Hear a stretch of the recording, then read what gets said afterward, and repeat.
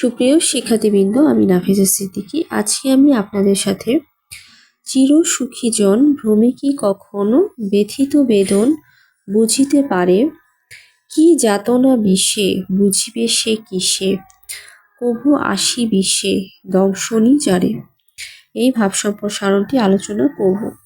তো ক্লাসটি শুরুর পূর্বে নিয়মিত এই ধরনের ভিডিও নোটিফিকেশন সবার প্রথমে পেতে চ্যানেলটি সাবস্ক্রাইব করে পাশে থাকা বেল নোটিফিকেশনটি প্রেস করে দিন। চিরসুখী জন ভ্রমে কি কখন ব্যথিত বেদন বুঝিতে পারে, কি যাতনা বিষে বুঝিবে সে কিসে, প্রভু আসি বিষে দংশনী যারে। মূল ভাব: যে নিজে দুঃখ ভোগ করে নাই, সে দুঃখীর দুঃখ বুঝতে পারে না। সম্প্রসারিত ভাব: নিজে কোনো সময় দুঃখ ভোগ করে দুঃখের সহিত পরিচিত না হলে কেহ অপরের দুঃখের জ্বালা কখনোই উপলব্ধি করতে পারে না। দুঃখের অনুভূতি তাদের সৃষ্টি হয় না। বিষধর সাপ কামড়ালে রক্তে বিষ প্রবেশ করে এক মর্মান্তিক জ্বালা সৃষ্টি করে।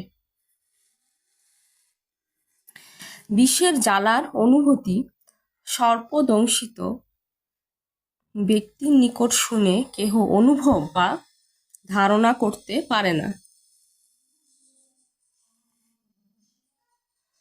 প্রায় যে ব্যক্তি ঐশ্বর্য ও সুখের মধ্যে প্রতিপালিত হয়, গরিব দুঃখীর অভাবের জ্বালা সে অনুভব করতে পারে না এবং তাতে সে ব্যথিত হয়ে সমবেদনা ও সহানুভূতি প্রকাশ করে না।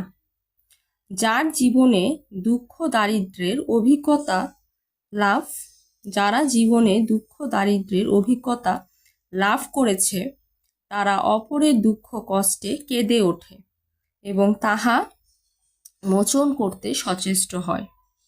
মন্তব্য: দুঃখী ও দরিদ্রগণ সুখী ও ধনীদের অপেক্ষা দরিদ্রের নিকটে সমবেদনা, সহানুভূতি ও সাহায্য লাভ করে থাকে।